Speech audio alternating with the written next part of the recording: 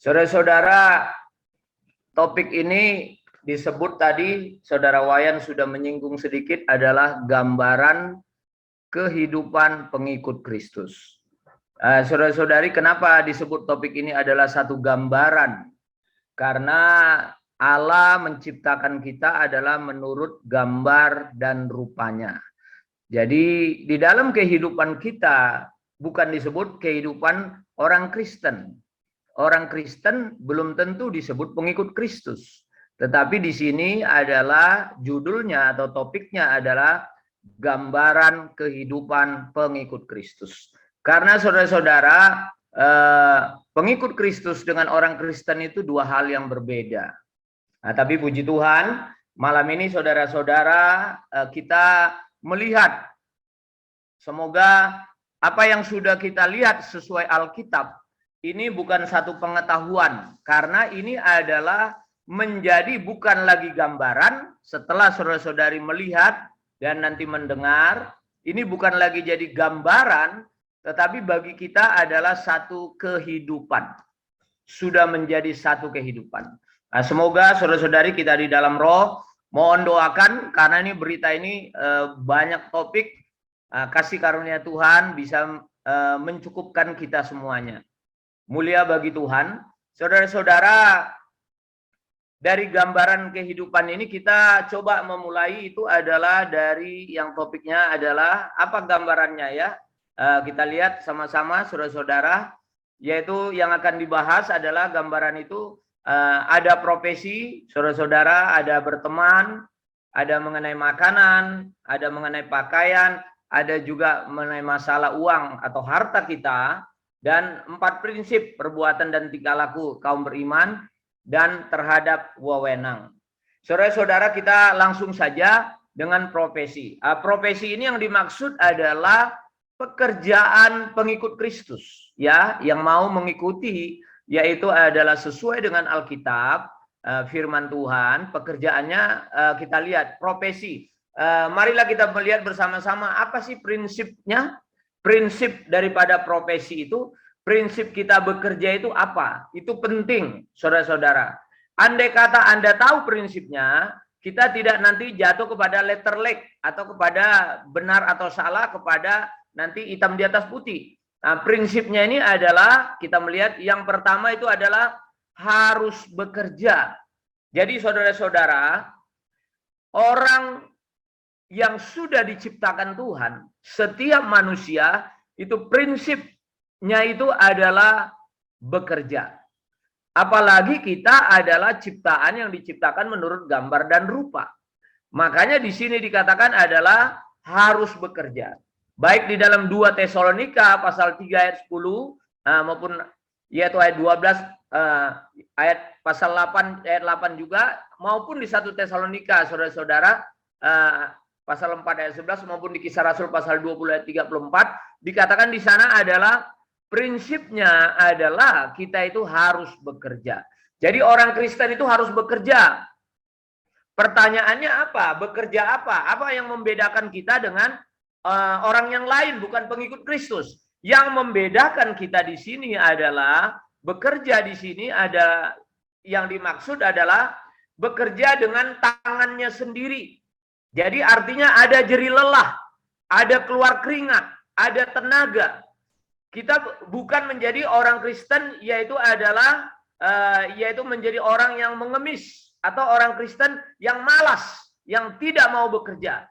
Nah, karena itu dikatakan di sini orang Kristen itu adalah harus bekerja dengan tangannya sendiri. Tidak boleh makan roti orang dengan percuma. Jadi kita tidak baik kalau kita menjadi beban buat orang lain. Karena itulah orang Kristen harus bekerja. Nah, bekerja itu menjadi apa? Menjadi satu melakukan pekerjaan yang baik. Orang Kristen bekerja, melakukan pekerjaan yang baik. Segala perkaranya itu adalah yang baik, itu adalah ada di dalam terang. Yang amoral, tidak membawa nama baik, yang tidak halal, tidak benar, yang melanggar hukum, merugikan orang lain, tidak boleh dilakukan oleh pengikut Kristus. Jadi kita baru bisa, yaitu adalah sepadan dengan apa yang sudah di dalam kita ini ada gambar Kristus. Itulah saudara-saudara prinsip daripada kita profesi. Yang pertama adalah harus bekerja. Yang kedua adalah bekerja. Apa yang membedakan kita dengan lain adalah pekerjaan kita adalah di dalam terang. Pekerjaan kita itu adalah tidak merugikan orang lain. Pekerjaan kita harus dengan keluar teringat sendiri. Itulah saudara-saudara. Agar lebih jelas, kita lihat selanjutnya adalah macam daripada profesi ini. Yang pertama itu adalah bercocok tanam. Jadi ini kalau kita lihat di dalam Kejadian 3 dan 23 ini, bagaimana di sana Adam ya dan Hawa. Pasal 9 bagaimana di sana ayat 20 Nuh di sana bekerja, yaitu adalah mereka bercocok taman. Nah, saudara-saudari, di dalam Alkitab yang dikendali Allah adalah untuk dilakukan manusia adalah mengelola tanah. Kenapa mengelola tanah? Karena mengelola tanah, bercocok tanam, bertani, menggarap tanah untuk menghasilkan sesuatu. Jadi tidak merugikan orang lain. Hal ini berguna bagi diri sendiri, juga bisa melalui bercocok tanam, bukan untuk diri sendiri, tapi juga adalah memberkati orang lain. Yang kedua adalah menjadi gembala kambing. Nah, pekerjaan yang kedua ini adalah diperkenan oleh Allah. Itu adalah menggembalakan domba, beternak. Supaya apa? Supaya kita bekerja sama dengan alam, menghasilkan sesuatu yang berguna juga bukan hanya untuk kita, tapi adalah untuk orang lain. Nah, yang ketiga adalah menangkap ikan. Kalau kita lihat di Matius pasal 4:18 ini adalah bagaimana Tuhan Yesus di sana pertama kali ketemu dengan Petrus dan saudaranya. Saudara-saudara, itulah Tuhan melihat di sana. Pekerjaan mereka adalah menangkap ikan. Alkitab memang memberitahu contoh-contoh adalah termasuk murid Tuhan, yaitu Petrus. Karena dari air itu atau dari laut itu mendapatkan sesuatu juga bisa berguna untuk diri sendiri dan juga bisa berguna untuk orang lain. Yang keempat adalah yaitu berkemah. Kalau kita lihat di Kisah Rasul pasal 18 ayat 3 ini, berkemah di sini bagaimana pekerjaan Paulus. Bagaimana di sana Paulus berjumpa dengan yaitu adalah Aquila dan Priscilla. Aquila dan Priscilla juga adalah mereka hidupnya adalah pekerjaan mereka, profesi mereka adalah yaitu adalah mereka berkemah ataupun merakit kemah, ya, merakit kemah, merajut kemah. Dan yang keenam adalah menjadi yaitu adalah hamba atau karyawan, ya. Jadi bisa juga menjadi tabib, ya, menjadi tabib atau dokter. Kalau di Kolose pasal 4 ayat 14 ini adalah di Alkitab itu Lukas itu adalah seorang tabib. Jadi seorang tabib itu seperti Lukas, ini adalah macam pekerjaan yang memberi jasa yang tercatat di dalam Alkitab. Jadi tabib itu adalah mereka mendapatkan upah, yaitu adalah jasa yang diperlukan. Jasa yang diperlukan yaitu ada untuk keperluan manusia atau tabib atau dokter. Jadi mereka tabib meskipun yaitu tidak menghasilkan yaitu mereka di dalam jeri lelah atau di dalam ladang atau apa, tapi pekerjaan mereka, profesi mereka juga ada di dalam Alkitab, bisa menjadi macam-macam atau contoh. Menjadi hamba dan karyawan ini adalah di dalam Efesus pasal 6 kita melihat di sini bagaimana kita sebagai karyawan kita harus belajar taat kepada majikan kita.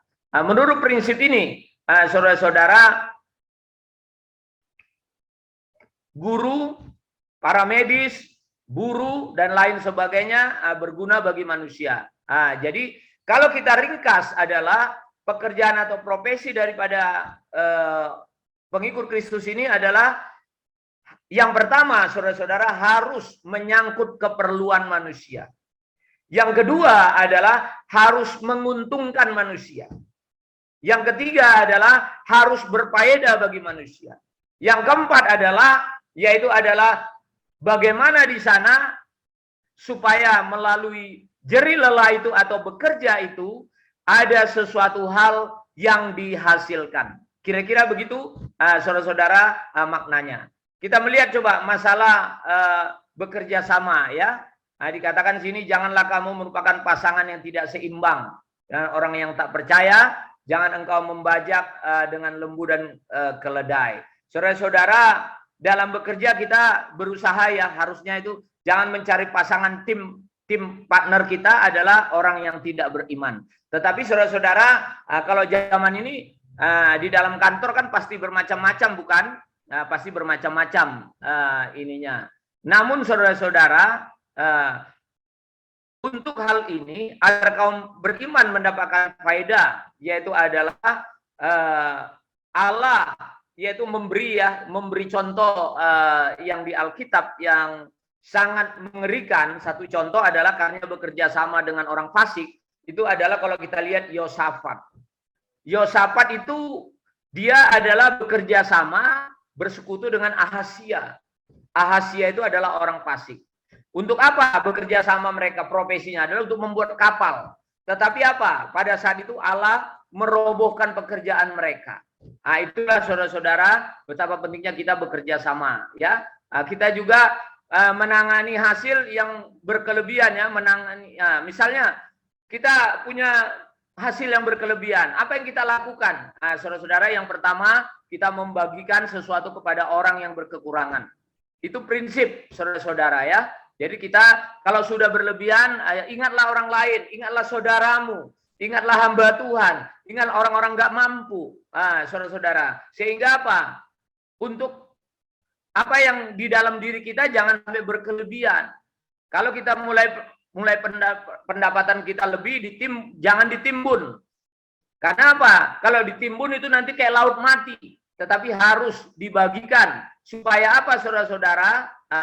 Supaya nanti, yaitu kalau dibagikan kepada orang lain, dirinya akan mendapatkan pahala, bahkan akan mendatangkan berkat dari Allah, sehingga apa? Waktu kita membagikan itu, membawa manusia kepada Allah, sehingga manusia bisa percaya, bahkan bisa melayani Allah. Yang kedua, menangani hasil itu adalah dengan tangan sendiri. Aku telah bekerja, memenuhi keperluanku dan keperluan kawan-kawan seperjalan. Ini adalah kesaksian ya Paulus. Bagaimana dia bekerja bukan untuk dirinya. Paulus merakit kemah adalah untuk menyuplai keperluan daripada sekerja, daripada hamba-hamba Tuhan, bahkan memperhatikan gereja pada saat itu dari apa yang dilakukan oleh Paulus. Semoga kita saudara-saudari, prinsip profesi ini yang pertama ini adalah kita clear dan kita bisa melakukannya. Yang kedua adalah di dalam kehidupan, di dalam gambaran ini adalah yang kedua adalah masalah berteman. Berteman ini penting saudara-saudari. Karena apa? Kalau kita misalnya berteman dengan yang salah, berteman dengan orang yang tak percaya, kita akan apa? Sulit untuk mempersatukan. Karena apa? Terang itu tidak pernah bersatu dengan gelap. Karena itu kita lihat yang pertama adalah prinsip berteman. Dikatakan adalah yang pertama, jangan berteman dengan orang yang tidak percaya. Kalau kita merupakan pasangan yang tidak seimbang atau orang yang tidak percaya,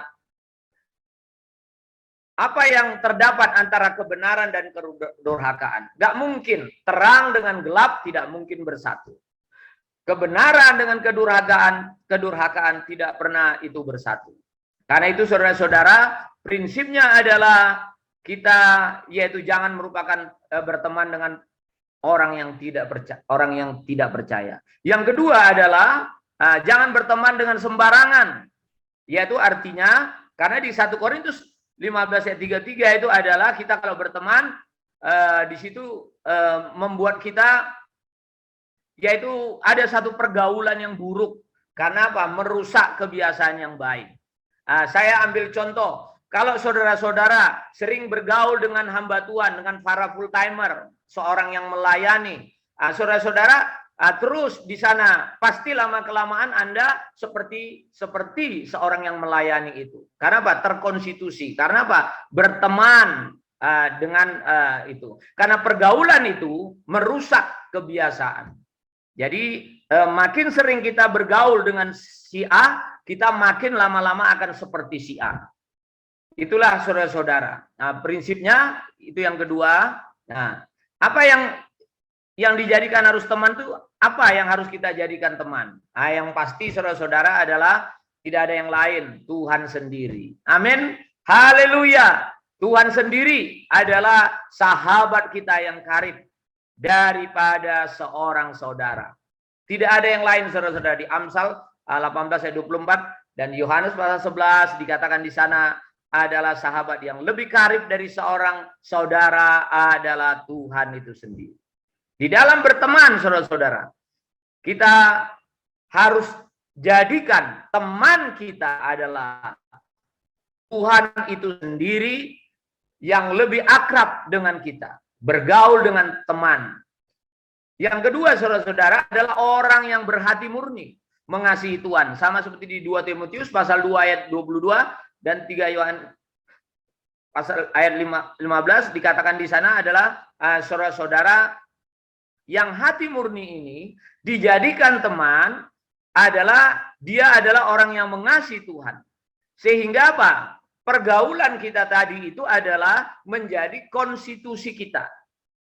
Kalau kita saudara-saudara memiliki yaitu adalah teman yang hatinya murni dan mengasihi Tuhan, konstitusi kita juga nanti adalah konstitusi yang memiliki yaitu adalah jiwa kita mengasihi Tuhan, di mana di sana adalah emosi kita mengasihi Tuhan, tekad kita adalah tekad mengasihi Tuhan, pikiran kita adalah pikiran hanya kepada Tuhan. Nah, itulah saudara-saudara yang harus dijadikan teman adalah Tuhan dan orang yang berhati murni dan mengasihi Tuhan. Nah, kita melihat selanjutnya adalah teladannya. Teladan berteman itu coba kita lihat satu contoh Abraham. Abraham saudara-saudara sampai Allah yang menyebut dia adalah sahabat Allah. Bukan Abraham yang menyebut Allah sahabatnya, saudara-saudara. Andai kata saya ambil contoh, Jokowi yang menyebut saya sahabatnya, itu jauh lebih berharga daripada saya bilang Jokowi itu adalah sahabat saya. Tetapi ini Abraham adalah Allah sendiri yang mengatakan bahwasanya Abraham adalah sahabat daripada Allah. Ini teladan berteman yang paling baik, saudara-saudari. Di Kejadian ini pasal 18 ini. Kita lihat juga adalah ada Ayub. Allah juga bergaul karib dengan Ayub ya. Ayub merupakan teladan yang baik juga berteman. Karena ia berteman karib dengan Allah. Pada masa remaja dia sungguh-sungguh adalah hidupnya adalah hidup bergaul dengan Allah. Dan kita lihat juga adalah 3 teman Ayub bergaul dengan orang yang takut akan Allah. 3 teman Ayub ini bergaul dengan Ayub, orang yang takut akan Allah dan menjauhkan kejahatan.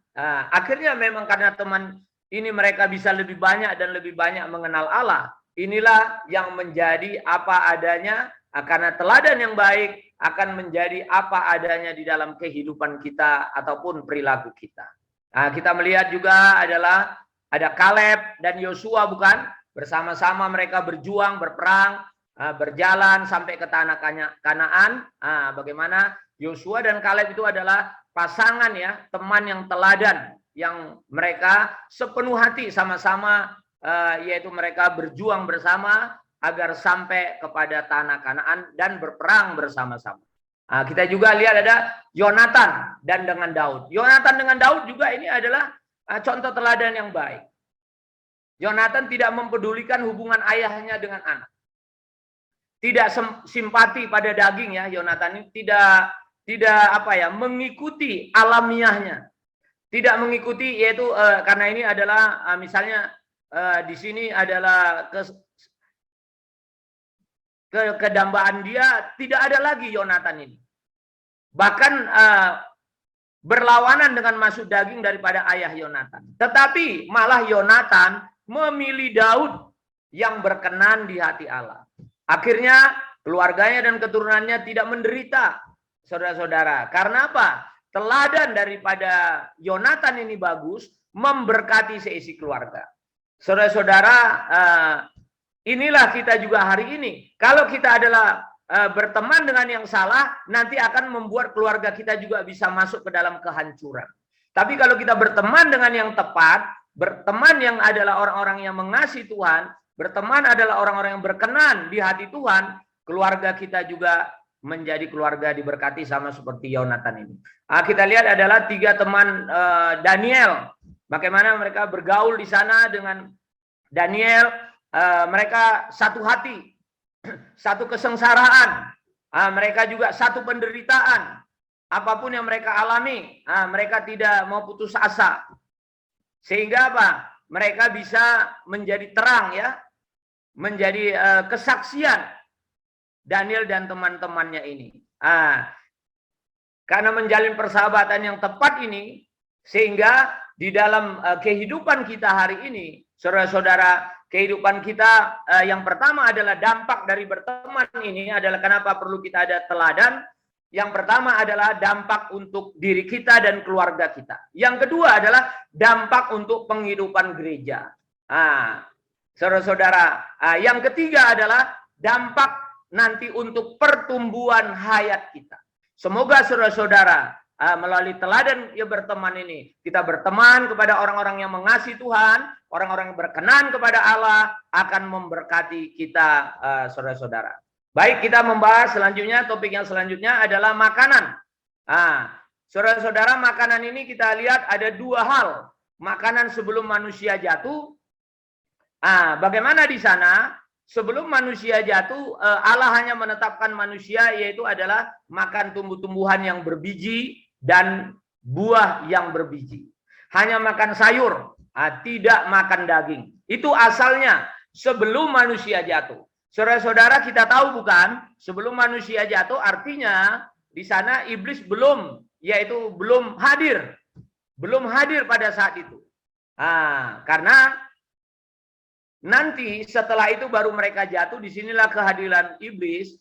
Dikatakan di sini, kalau iblis mengatakan apa? Segala yang bergerak, yang hidup akan menjadi makananmu. Itu akhirnya seperti tumbuh-tumbuhan yang hijau. Setelah manusia jatuh, Allah menetapkan hewan juga boleh menjadi makanan manusia, seperti tumbuhan hijau. Ini berarti saudara-saudara, setelah manusia jatuh, manusia boleh makan daging, seperti makan tumbuh-tumbuhan. Tujuan makanan ini, kenapa kita harus bahas, saudara-saudara? Ini yang penting kita lihat konsepnya. Adalah supaya apa? Karena seorang namanya yang hidup, itu adalah perlu makan. Tetapi pertanyaannya adalah, makan untuk hidup atau hidup untuk makan? Itu yang menjadi orang pengikut Kristus yang salah. Banyak orang karena mengejar makanan, karena makanan, akhirnya dia diperbudak oleh iblis. Makan untuk hidup atau hidup untuk makan? Itulah menjadi pertanyaan buat kita, saudara-saudara. Kenapa kita perlu membahas mengenai makanan ini? Yang kedua adalah, karena melalui konstitusi makanan ini, manusia jatuh ke dalam dosa. Kita lihat di sana bagaimana Adam. Dan akhirnya itulah menjadi konstitusi dia. Bahkan itulah menjadi hakiki daripada manusia. Hari ini pun saudara-saudara, kalau kita makan, yaitu adalah salah, kita salah makan, kita tidak pernah makan mungkin, yaitu segala kelimpahan Allah, kita pasti konstitusinya tidak, yaitu adalah konstitusi yang disebut pengikut Kristus. Saudara-saudara, inilah betapa pentingnya kita lihat. Sebelum manusia jatuh, mereka masih polos. Mereka memang di sana sudah diciptakan di sana. Namun di sana mereka belum memiliki, yaitu adalah pohon kehidupan. Belum memiliki diri Allah di dalam manusia sebelum jatuh. Tapi sesudah jatuh, saudara-saudara, manusia bisa melakukan apapun. Bahkan dia tahu. Oke, kita melihat saudara-saudara, yaitu adalah dikatakan juga adalah segala yang bergerak, yang hidup akan menjadi makanan seperti tumbuh-tumbuhan. Yang ketiga, kita lihat hanya darah. Janganlah kamu makan. Jadi darah, saudara-saudara, kita tidak makan. Kenapa darah kita tidak boleh makan? Meskipun ya saudara-saudara, Allah menetapkan manusia makan daging, tetapi tidak memperbolehkan manusia makan darah. Karena di dalam darah itu ada nyawa. Saya ambil contoh, saudara-saudara. Mengapa ambulans kita perlu berikan kesempatan?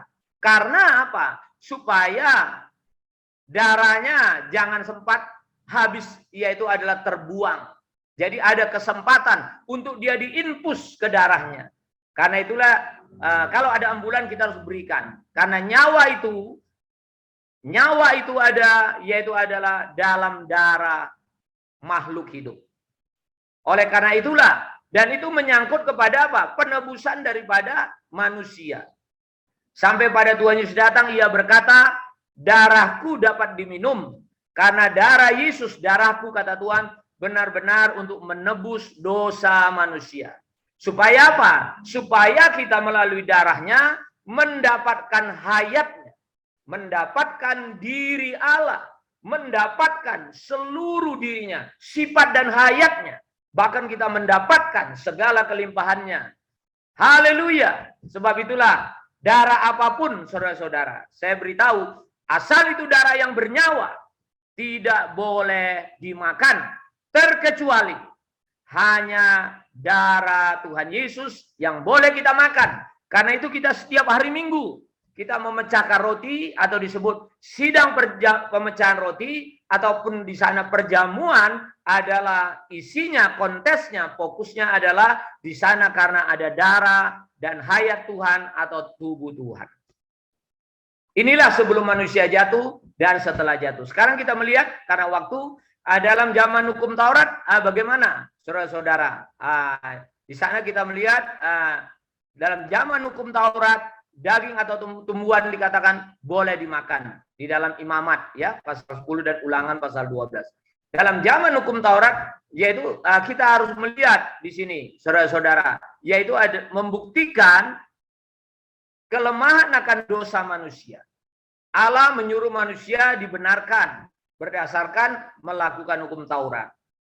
Tetapi sesungguhnya Allah mau supaya manusia apa? Melalui penebusan yang berdarah di hadapan Allah. Karena Allah menyuruh manusia makan daging agar melambangkan hal ini. Supaya saudara-saudara manusia sadar dia tidak mampu, itulah di dalam zaman hukum Taurat. Tetapi kita harus membedakan, hanya harus membedakan binatang yang haram itu perlu clear dengan yang tidak haram yang boleh dimakan, yang tidak boleh dimakan juga. Jadi kita harus tahu saudara-saudara. Jadi apa yang disebut makanan yang halal yang boleh dimakan, saudara-saudara? Contohnya adalah binatang berkaki 4, berkuku belah. Itu adalah dan memama biak. Segala yang hidup di dalam air yang bersirip dan bersisik. Burung-burung yang tidak makan daging, hanya makan tumbuh-tumbuhan. Serangga yang bersayap, bisa melompat, bisa terbang. Itu saudara-saudara, itu adalah boleh kita makan. Boleh kita makan. Jadi saudara-saudara, kita harus membedakan ini. Binatang berkaki 4 harus berkuku belah dan memama biak. Segala yang hidup dalam air, tadi semuanya itu adalah memberitahu kepada kita itu bagian daripada kehidupan kita. Contohnya adalah berkuku belah menyatakan manusia dalam tingkah lakunya ada perbedaan. Bersirip seperti ikan bersirip itu adalah memberitahu kita, karena di sana manusia bisa berjalan di dunia tetapi tidak tinggal di dalam dunia. Itu ada maknanya, saudara-saudara. Sehingga apa? Manusia bisa tahu bahwasanya burung-burung juga tidak makan daging, tidak makan bangkai, itu kita tidak boleh makan. Contohnya ada burung yang makan bangkai. Saudara-saudara, darah tetap tidak boleh dimakan. Jadi itu clear ya, di dalam Imamat pasal 17, Ulangan pasal 12 itu tidak boleh dimakan. Ini tadi sudah saya jelaskan. Sekarang kita lihat di dalam hari ini, dalam zaman anugerah, saudara-saudara, apa saja yang mau kita lihat ya? 1, baik daging maupun tumbuh-tumbuhan boleh dimakan. Jadi itu boleh kita makan, saudara-saudara. Baik daging maupun tumbuh-tumbuhan boleh dimakan. Dalam zaman anugerah, baik daging maupun tumbuhan boleh dimakan. Namun saudara-saudara, kalau kita lihat setelah manusia jatuh, ajaran daripada iblis adalah melarang untuk orang makan daging. Apa saja yang diciptakan oleh Allah itu baik, supaya kita bisa mengucap syukur, dimakan oleh orang-orang yang percaya menjadi pengikut Kristus. Untuk apa? Mengenang diri Allah.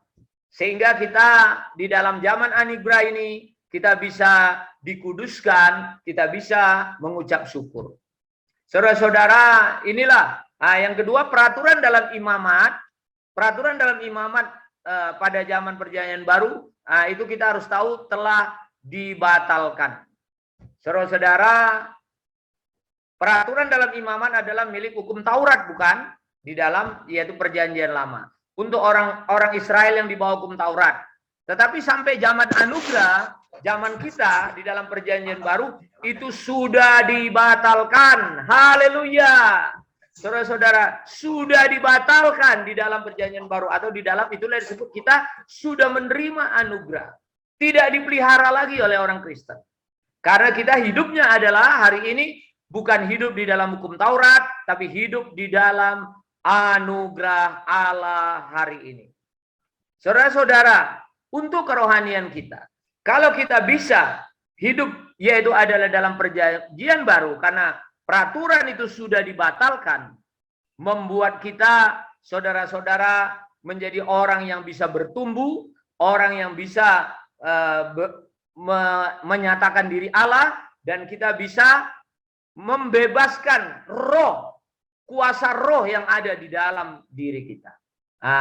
Yang ketiga kita lihat darah dan daging binatang yang mati dicekik, ya, di dalam perjanjian baru ini atau zaman sekarang kita anugerah, yang lemas itu nggak boleh dimakan, ya, dilarang.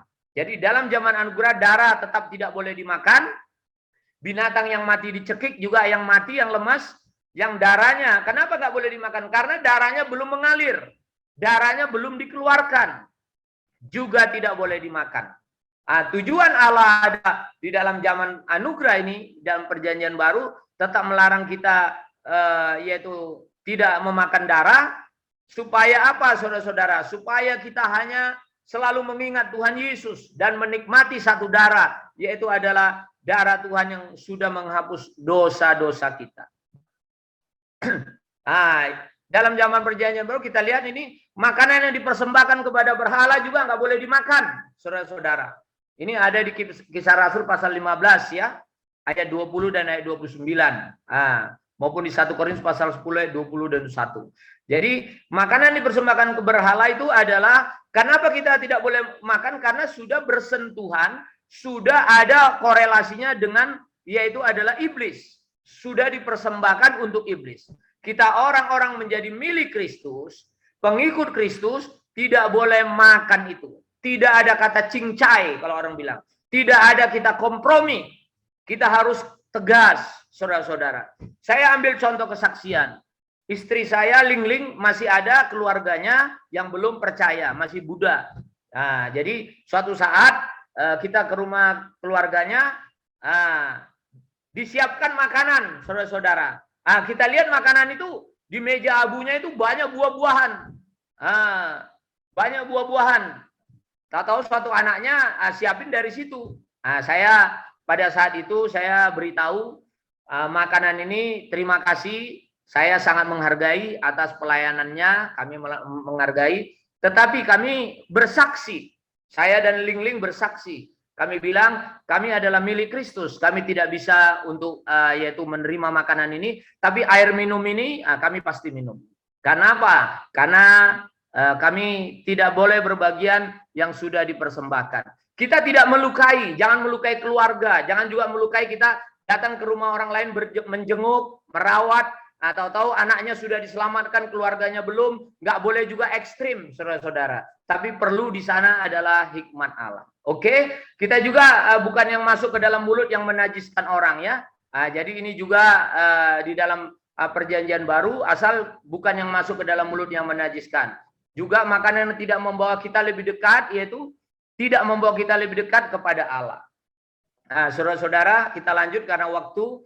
Sebab kerajaan Allah bukanlah soal makanan dan minuman, tetapi adalah soal kebenaran, damai sejahtera, dan sukacita dalam Roh Kudus. Saudara-saudara, kita harus kembali kepada pokoknya. Kerajaan Allah adalah bukan soal makanan, tetapi soal kebenaran, damai sejahtera, dan sukacita Roh Kudus. Hari ini kita hidup dalam kerajaan Allah. Tidak seharusnya mementingkan soal makan minum, tetapi harus kita lebih memperhatikan adalah perkara, yaitu adalah hal-hal yang rohani, hal-hal yang ilahi, hal-hal yang berkenan di hadapan Allah. Nah, baik dikatakan di sini kamu makan atau minum, bukanlah semuanya itu adalah untuk kemuliaan Allah. Jadi apapun hari ini saudara-saudara adalah harus untuk memuliakan Allah. Sehingga apa saja yang memuliakan Allah boleh kita makan dan minum. Kalau tidak memuliakan Allah, ya kita jangan makan dan jangan minum. Nah, saudara-saudara, dikatakan di sini, baiklah engkau jangan makan daging atau minum anggur, melakukan suatu menunjukkan saudara seimanmu supaya tidak tersandung.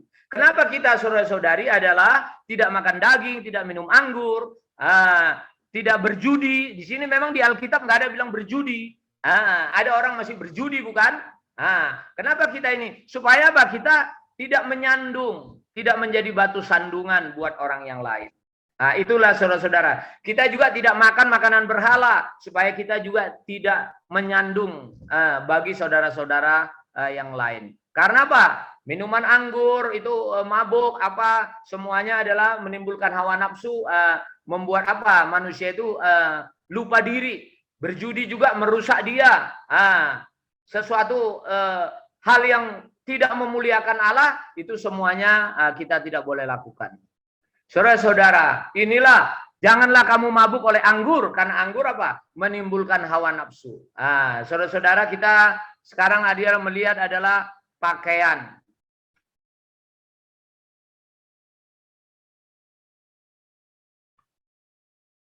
Saudara-saudara, pakaian ini adalah sebelum manusia jatuh, kita lihat keduanya telanjang dengan istrinya, mereka tidak merasa malu. Waktu mereka belum jatuh, mereka tidak merasa malu. Karena ketika manusia itu belum berdosa, meskipun mereka telanjang, mereka tidak merasa malu. Sebab itu ia tidak memerlukan pakaian untuk menutupi rasa malunya. Tetapi setelah manusia jatuh, mereka mulai di sana adalah pakaian mereka yaitu mereka, karena mereka adalah terbuka, mereka menyemat dengan pohon ara. Saudara-saudara, dan membuat cawan. Membuat cawat mereka. Itulah setelah manusia jatuh.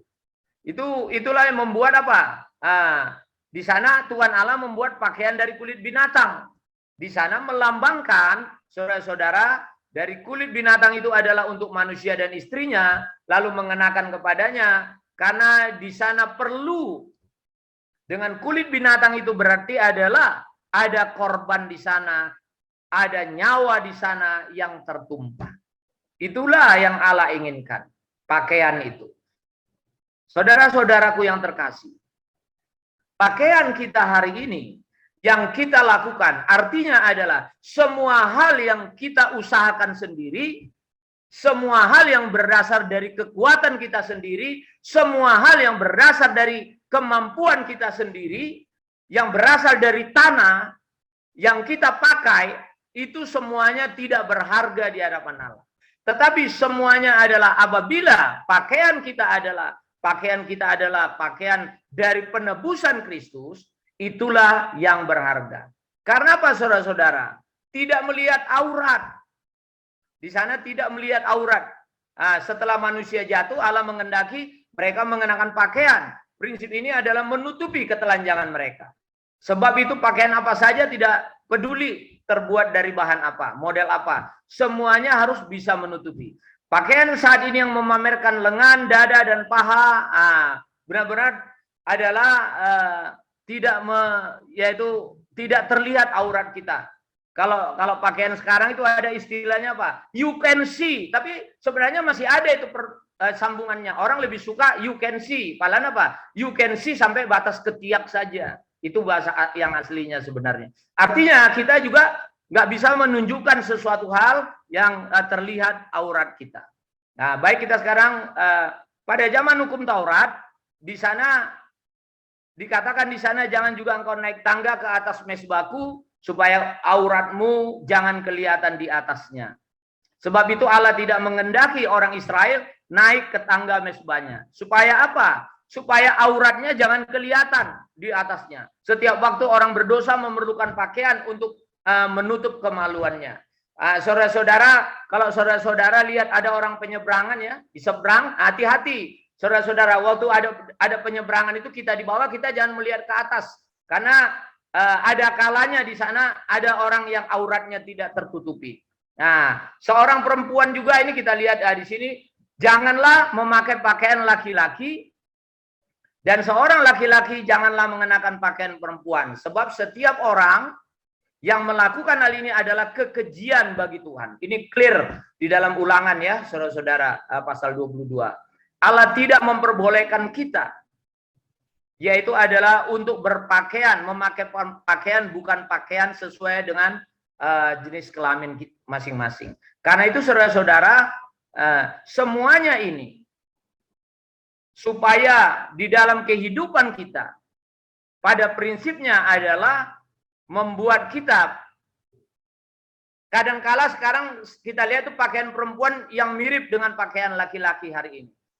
Contohnya ya, kalau kita pergi beli celana yang pendek, yang agak sedikit panjang sampai lutut itu, kadang-kadang kita bingung, kita tanya dulu ini pakaian perempuan atau pakaian laki-laki, karena hampir mirip.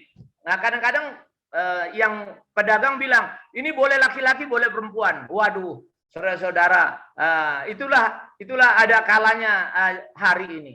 Tetapi kita adalah pengikut Kristus, kita tahu kita adalah aurat kita jangan sampai, khususnya itu adalah saudari, jangan sampai ada aurat yang terlihat. Janganlah engkau memakai pakaian yang dua jenis bahannya, yakni bulu domba dan lenan bersama-sama. Pada zaman hukum Taurat, Allah tidak memperbolehkan orang Israel memakai pakaian yang dua jenis bahannya, bulu domba dan lenan. Itulah saudara-saudara di dalam yaitu zaman perjanjian Taurat.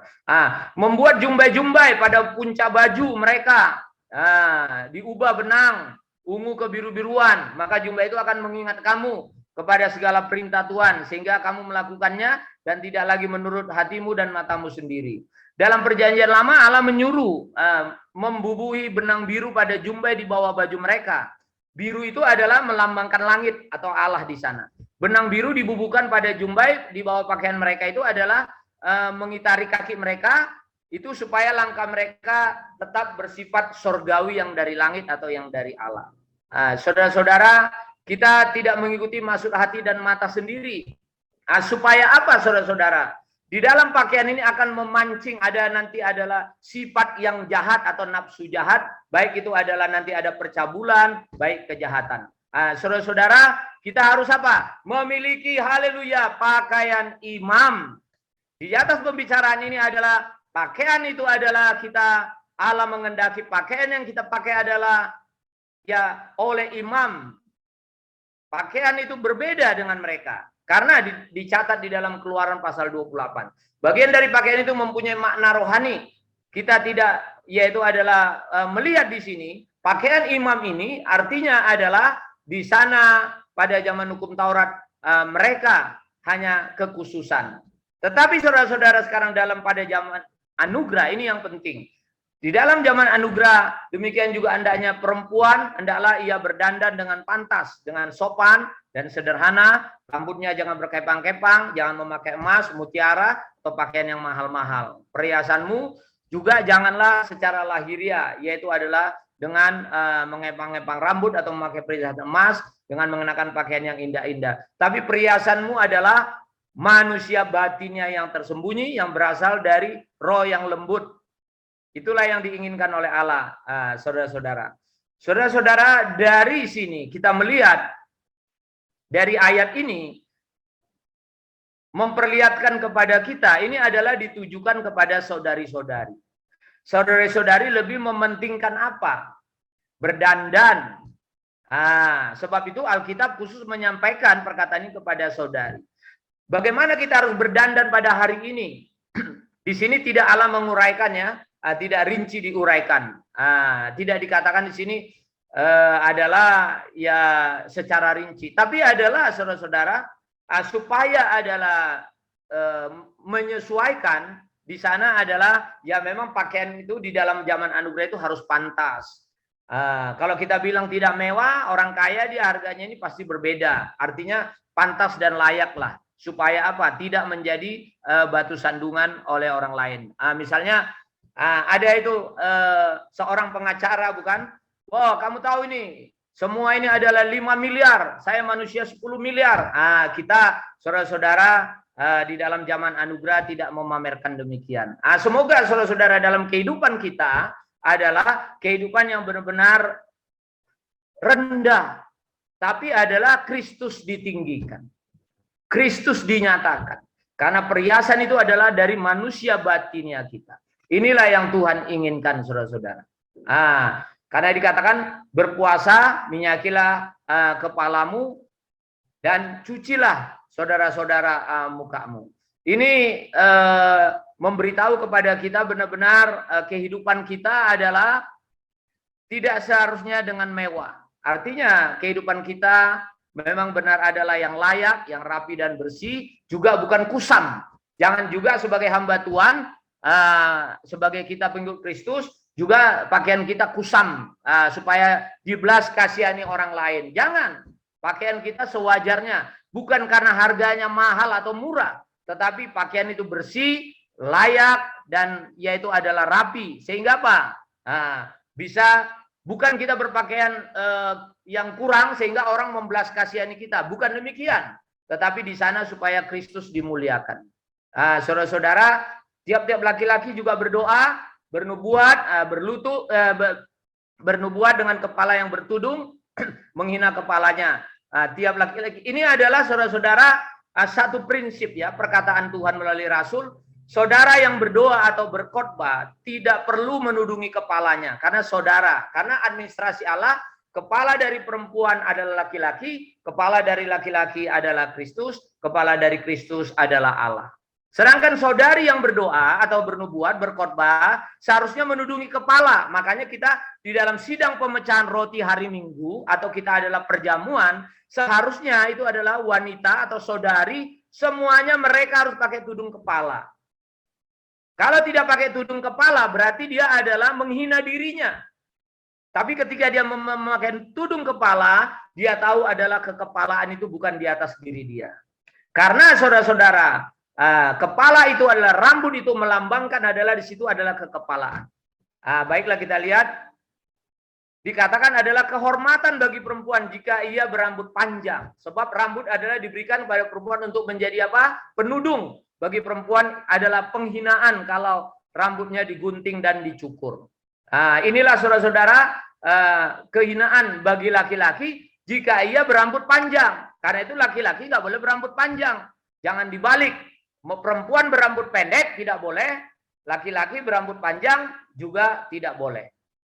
Saudara-saudara, ini adalah penentuan Allah. Kita sekarang masalah uang ya. Kedudukan uang, saudara-saudara, ini berlawanan dengan Allah ya. Kita langsung aja, kedudukan daripada uang ini berlawanan dengan Allah. Di dalam Matius pasal 6 ayat 24 di sana Tuhan melayani berkata, kita tahu iblis adalah musuh Allah. Karena itu dalam alam semesta berlawanan dengan Allah. Sebab itu uang dan iblis berada dalam posisi yang sama, berlawanan dengan Allah. Jadi kedudukan uang itu, kalau kita bicara uang, tetapi adalah saudara-saudara harus dilihat konteksnya juga. Jangan nanti menyalahpahami. Kalau gitu kita nggak perlu uang, nggak juga. Kalau nggak perlu uang bagaimana hari ini? Tetapi adalah prinsipnya adalah di sana. Untuk konteks ini, di mana di sana uang itu adalah dengan iblis berada dalam posisi yang sama. Bukan menganggap uang sebagai Allah. Bukan, tapi uang itu harus kita kelola. Kita menjadi bendahara yang bijak. Kedua, kesiapan yaitu adalah kesia-siaan uang, saudara-saudara. Kesia-siaan uang, kita harus lihat di sana bagaimana di sana saudara-saudara, lenyaplah katanya di sana, terbang tak menentu jika tidak dapat menolong lagi. Itulah kesia-siaan uang. Saudara-saudara kita lihat. Ulah daripada uang apa? Tipu daya, menipu kita. Jadi tadi adalah atau sifat uang itu ya. Sifat uang itu adalah mamon. Mamon, itulah mamon yang tidak jujur. Tetapi saudara-saudara, kita harus menggunakan mamon yang tidak jujur ini adalah untuk pembangunan rumah Allah. Nah, ulah uang itu adalah tipu daya, ujung-ujungnya nanti adalah menipu. Menyebut yaitu adalah ulah uang di atas diri manusia adalah menipu. Dalam dunia sulit mendapatkan satu barang yang lebih bisa menipu manusia daripada uang. Tipu daya uang benar-benar hebat, banyak menipu gara-gara uang. Membunuh orang tuanya, membunuh anaknya, membunuh keluarganya, membunuh teman bisnisnya, dan lain-lain. Itu artinya adalah itulah tipu daya uang, karena uang itu adalah sifatnya adalah mamon yang tidak jujur. Saudara-saudara, kita melihat sifat uang ini adalah benar-benar tadi mamon tadi yang tidak jujur itu membuat manusia, saudara-saudara, yang tidak jujur ini memiliki apa? Kesia-siaan. Itulah saudara-saudara akhirnya memiliki kesia-siaan. Sehingga apa? Manusia itu uangnya ada tidak berguna untuk perbendaharaan rumah Allah. Seharusnya adalah berguna untuk perbendaharaan rumah Allah. Kaum beriman, saudara-saudara, dengan uang bagaimana? Ini penting, saudara-saudara. Kaum beriman dengan uang adalah kita jangan tertipu. Jangan tertipu, jangan menjadi hamba uang. Artinya di sana kita terhadap uang itu adalah tidak menjadi budaknya. Jangan mau menjadi budak uang. Jangan mau menjadi budak uang. Ketika kita menjadi budak uang, uang yang mengatur kita. Harusnya adalah uang yang kita atur. Uang ini adalah bukan mengatur diri kita. Tapi uang itu kita atur. Uang itu kita kelola. Bukan uang itu yang mengatur diri saya. Tetapi uang itu adalah bisa mengikat orang. Karena uang bisa menipu orang. Karena uang itu bisa yaitu adalah membawa orang jatuh ke dalam dosa. Oleh karena itu saudara-saudara, kita nampak kedudukan ini berlawan dengan Allah, sifatnya juga tidak jujur, perbuatannya menipu, kesudahannya adalah yaitu adalah sia-sia. Mengapa kita masih mendambakannya? Bukan berarti nggak perlu uang, tapi uang bukan uang yang mengatur kita, tapi kita yang mengatur uang dan mengelola uang kita. Karena itu saudara-saudara, kita perlu berjaga-jaga dan waspada dari segala ketamakan. Karena saudara-saudara tadi sudah dikatakan, karena uang adalah yaitu akar semua kejahatan. Apa yang perlu kita lakukan setelah kita berjaga-jaga? Yaitu kita artinya hanya bersandar kepada Allah, bukan bersandar kepada harta. Sekalipun ada harta itu adalah titipan, bukan bersandar kepada harta. Karena itu dikatakan apa? Kumpulkanlah bagimu harta di sorga. Karena di mana hartamu berada, di situ juga hatimu berada. Karena dikatakan di sini bukan hatimu dulu, harta saudara-saudara. Kalau harta Anda ada di dalam gereja, pasti adalah hati Anda ada di dalam gereja. Terhadap uang saudara-saudara, kita harus apa? Menginvestasikan di dalam rumah perbendarahan diri Allah. Itulah saudara-saudara, jangan berharap pada sesuatu yang tidak tentu kepada kekayaan. Kita lihat selanjutnya, ikatlah persahabatan dengan mempergunakan mamon yang tidak jujur, supaya apa? Jika mamon itu tidak dapat menolong lagi, kita diterima di dalam kemah abadi kelak, saudara-saudara. Itulah di dalam Lukas. Seharusnya pada saat uang masih berguna, kita sekuatnya dengan uang, mengikat persahabatan dengan uang, membantu orang. Karena saudara-saudara, ketika Tuhan datang kelak, uang Anda, harta Anda sudah tidak diperlukan lagi. Saat ini diperlukan untuk rumah Allah, untuk keperluan Allah. Itulah saudara-saudara.